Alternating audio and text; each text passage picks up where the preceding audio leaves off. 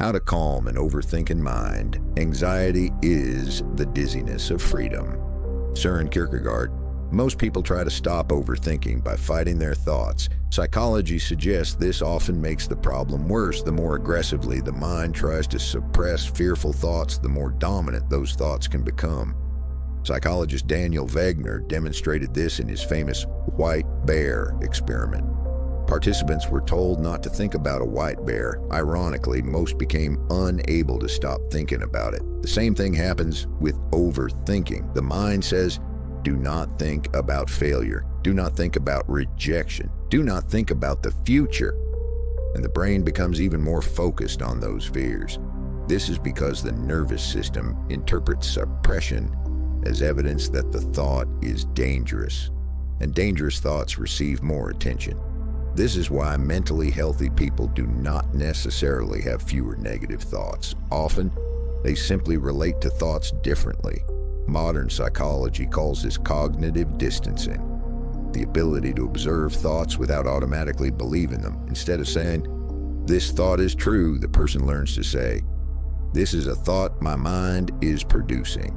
That small shift can reduce emotional intensity dramatically, because overthinking is often not caused by intelligence alone. It's caused by emotional hypervigilance. The nervous system becomes trained to constantly scan for danger, rejection, failure, uncertainty, loss of control. And eventually, the brain forgets how to rest. Neuroscientists studying anxiety have repeatedly found that chronic stress increases activity in threat detection systems inside the brain. In simple terms, an anxious brain becomes highly sensitive to possible danger.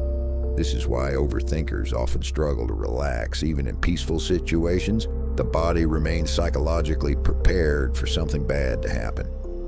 Carl Jung believed that ignored emotional conflict eventually appears in other forms: anxiety, emotional exhaustion, or obsessive thinking. Many overthinkers are not actually trying to solve problems.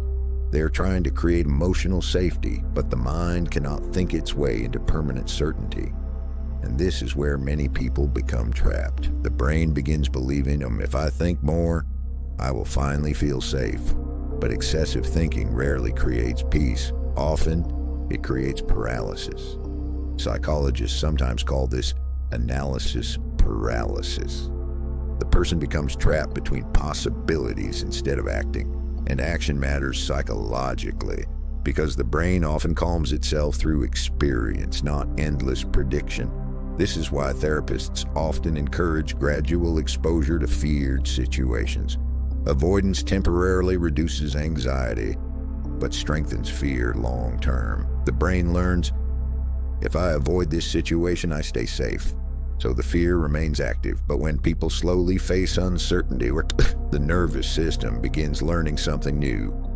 I can experience discomfort without collapsing. Healing from overthinking also requires physical regulation, not only mental insight. Sleep deprivation, chronic stress, overstimulation, and constant digital input all increase cognitive overload. An exhausted brain struggles to regulate thought effectively. This is why mental calmness is not created only through positive thinking. It is also created through nervous system regulation, sleep, silence, deep breathing, movement, and reduced stimulation. Even slow breathing has been shown to reduce activation in stress systems inside the body. In simple terms, the body can teach the mind safety. And perhaps this is the deepest psychological truth about overthinking. Peace does not come from controlling every possible outcome. Peace comes from teaching the nervous system that uncertainty is survivable, because emotionally healthy people eventually learn something powerful. They can experience uncertainty without mentally destroying themselves. And once the mind truly understands that, overthinking slowly begins losing its power.